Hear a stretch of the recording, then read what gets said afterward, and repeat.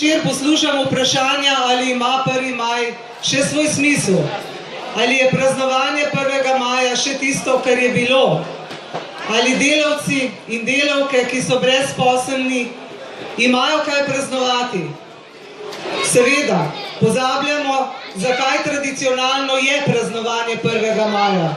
1. maj nikoli pravzaprav v zgodovini ni bil praznovanje zmag dela. 1. maj nikoli ni pomenil proslavljanja dviga plač, novih zaposlitev, novih delovnih mest, enakosti. Nasprotno, 1. maj je bil vedno demonstracija zahtev delavcev in delavk po novem svetu, po novih pravicah, po drugačnem svetu. In vedno je bil 1. maj tudi spomin na tiste, ki so za delavske pravice dali svoje življenje. Nedaleč tega smo praznovali 27. april, dan upora zoper okupatorja. Spomnimo se, ta dva praznika imata svojo simboliko. Tudi tistega davnega